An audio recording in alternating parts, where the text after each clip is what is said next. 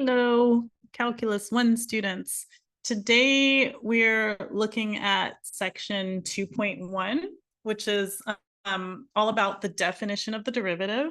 So in section 2.0 lecture, I talked about what the derivative represents, right? The slope of the tangent line, the slope of the curve. And when our function represents some situation, the derivative of that function represents rate of change, instantaneous rate of change. Specifically instantaneous velocity, if we're talking about a situation where something's moving, right? So those words that I used to describe the derivative, those are actually not considered the definition of the derivative. So in mathematics, we have what's referred to as the definition of the derivative, and the definition actually uses mathematics language to describe the derivative. So I'm going to first draw a picture, and then I'm going to actually write out the definition of the derivative based on the picture. So hopefully the picture will help you understand the definition itself. So last week, I believe it was, in section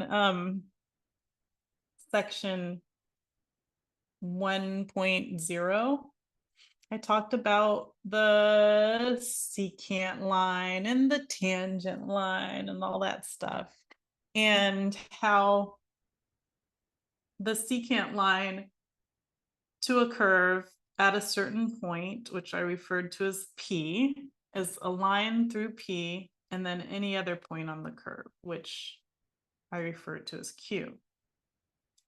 And so secant line is a line through these 2 points, right? And then the tangent line I described as the line that's formed as Q gets closer and closer and closer to P until Q and P are pretty much the same. And so here's the tangent line to the curve at this point P that I just drew.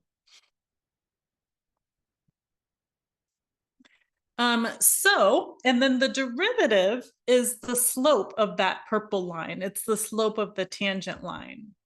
And the thing about the derivative is that I'm gonna go back and I'm gonna relabel all these points here that I just drew. So I'm gonna get rid of my secant. Actually, whoops, no, I should keep that. I'm gonna keep my secant line. And I'm gonna just relabel, instead of calling these points Q and P,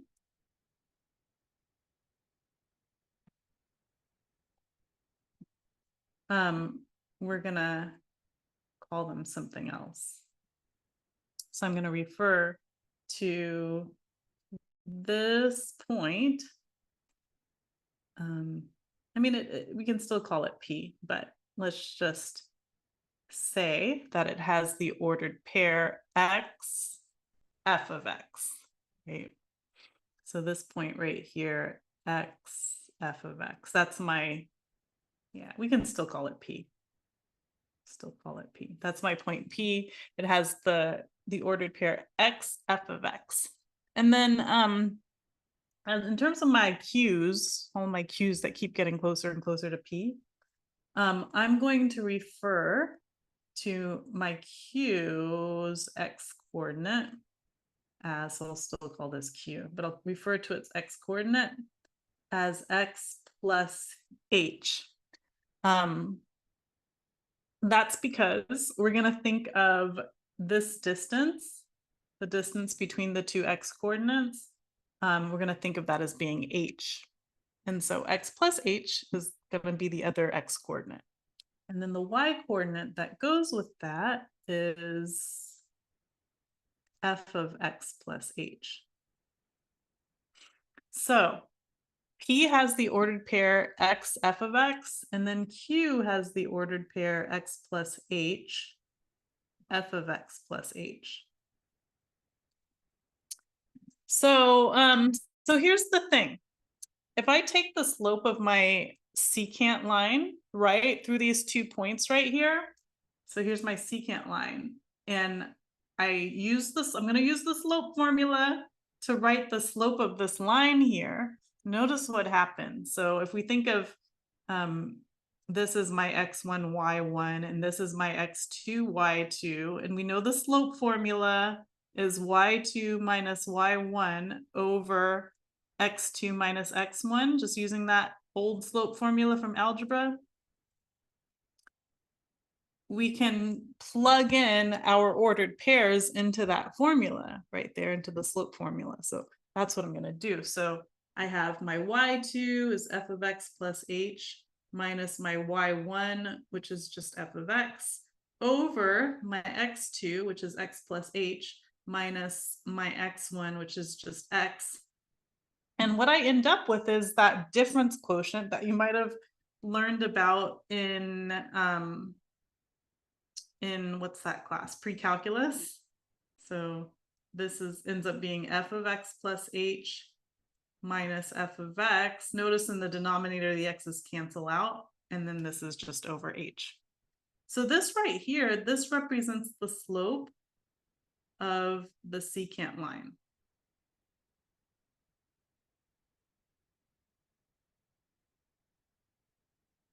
That's what this is right here. So now just going back to the tangent line and how I described it in section 1.0, the tangent line, that's the line that's formed as Q gets closer and closer to P. So what ends up happening is that if Q actually becomes P, then what happens is that the H value actually ends up being 0, or it's like approaching 0. And notice if I were to plug in 0 for H, I would have a 0 in the denominator. And that's why in section 1.0, like you found a bunch of, like in the homework, you found a bunch of slopes of secant lines. And then at the end of each problem, it would say estimate the slope of the tangent line. And the reason it was saying estimate the slope of the tangent line is because the idea is that Q becomes P and you end up with a denominator of 0, like the H ends up being 0. And you have a denominator of 0. And so it's like, uh-oh, I can't, that's undefined. So that's why you're asked to just estimate it. And that way you like are able to guess what the slopes of the tangent line, the slope of the tangent line is. So all that said, this is where limits come into play. Limits allow us to imagine what would happen if the H were approaching 0. We know that if we plug in 0 over H, we get 0 in the denominator, but we can use limits to imagine what would happen. Like, what is the slope approaching as H approaches 0? And just by using limits, we get what we call the definition of the derivative. I'm just going to write this. The definition of the derivative. By the way, you know, in mathematics, we have symbols for everything. And the symbol that we use for derivative is this right here. It's an F with an apostrophe and then X, F with an apostrophe of X. So this actually means the derivative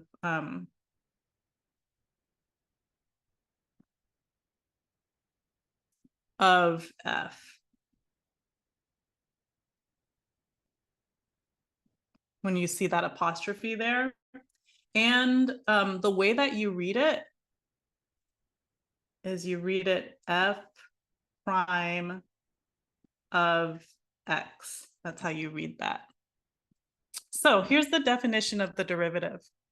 F prime of X is equal to, so it's basically just the slope of the tangent line, but notice I'm giving myself some room. So I'm just writing out the slope of the tangent line. I'm sorry, slope of the secant line.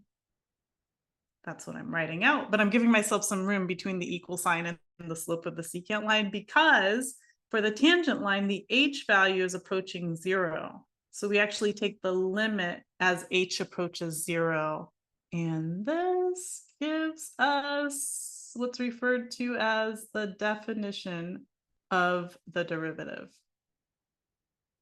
So the limit as h approaches 0 of f of x plus h minus f of x over h.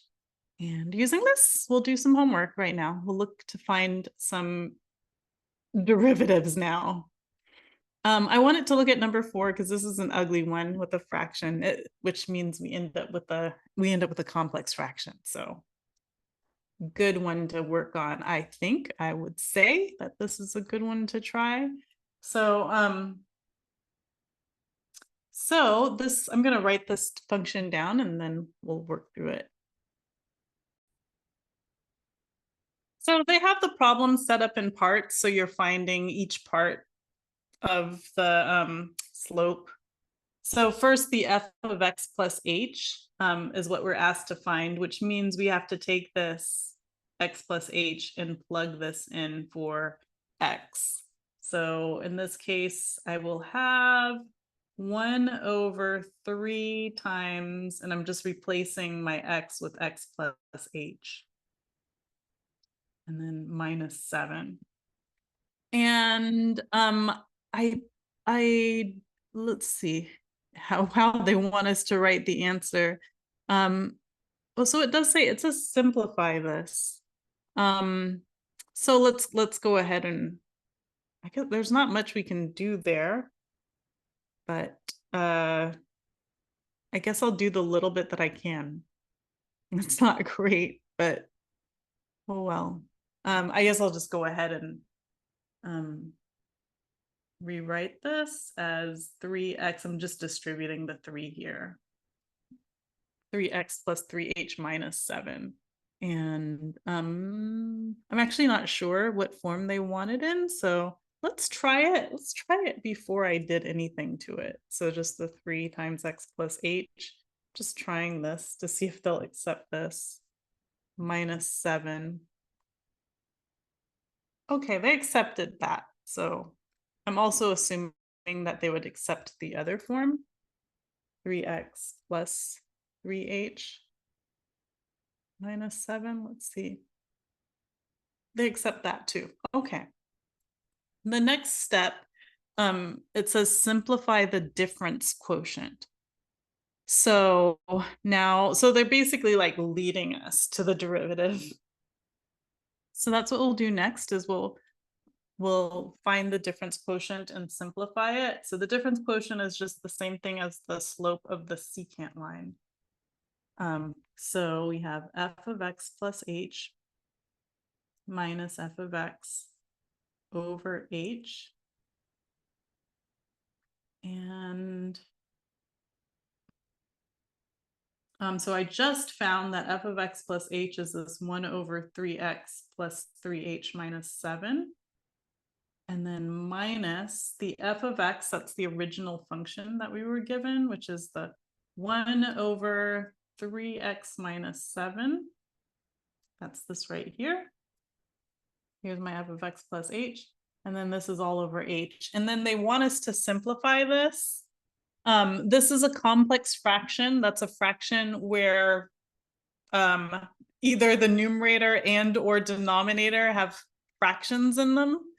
And so in this case, the numerator has a fraction in it, or it actually has 2 fractions in it, which means it's a complex fraction. And so to get rid of complex fractions, you can do a couple of things. The way I like to do it is I like to multiply both the numerator and the denominator by the denominators that are making the fraction complex. Here's what I mean. I'm going to write this below so I have more room. So I will write it over here. So here's what I mean. So I had, this is a lot. This is a lot, but it's doable. So I had 1/3x plus 3h minus 7. minus 1 over 3x minus 7 over h. And I'm going to multiply this all by the denominators. So the 3x plus 3h minus 7. So that's this denominator right here. And I'm also going to multiply it by the other denominator, the 3x minus 7. And remember with fractions, if you multiply the numerator by something, you have to multiply the denominator by that same exact thing. So I'm multiplying by all of that down here also. And what's going to happen is just something absolutely beautiful. It doesn't feel beautiful as you're doing it, but it is beautiful because look, watch this. Watch this. I really do need all that room. The fraction bar is that gigantic for a reason. So what happens is that the 3x plus, so all of this gets distributed. Every single bit of it. So all of it's going to get distributed to my first term. So I will have 3x plus 3h. I don't typically write all of this out. I'm just writing it out right now just to make sure it's clear. So it's all of that is multiplied by my first term. And then all of that, ooh, I should write smaller so I have room. All of that, because all of this also has to be multiplied by my second term. So 3x plus 3h minus 7 times 3x minus 7. And then in my denominator, I have just all of this, which I'm not really doing anything with just yet. Okay, so now notice what happens is that for my first term, the 3x plus 3h minus 7, those cancel each other out because I'm thinking of this as being like over 1, right? So for my first term, all I'm really left with is the just the 3x minus 7. That's all I'm left with. Times 1 over 1. So that's just 3x minus 7, right? And then for my second term, notice the 3x minus 7s cancel out. So for my second term, I'm just left with 3x plus 3h minus 7. And then in my denominator, I just have all this stuff still. It's just, I'm not doing anything with it just yet. And now I'll go ahead and distribute the minus sign here. So like notice now I no longer have a complex fraction. So that was the point of multiplying by the denominators. Like that cancels out the denominators, which means you've gotten rid of the fractions. So now distributing this minus sign, I end up with negative 3x minus 3h, and a negative times a negative is positive. So positive plus 7. And look at a bunch of things cancel. I have a positive 3x and a negative 3x, so these cancel. And same thing with the 7s. I have a negative 7 and a positive 7, so these cancel. And I just end up with negative 3h in my numerator. And in my denominator, h times 3x plus 3h minus 7 times 3x minus 7. And notice one other thing cancels. The h's cancel. Isn't that lovely? It's amazing that what started out as that mess ends up just being this, which is, you know, it's not beautiful or anything, but it's not as messy as what we started out with. And so this is going to be the answer to the second part of the problem. That's right here. I'm going to go ahead and enter that.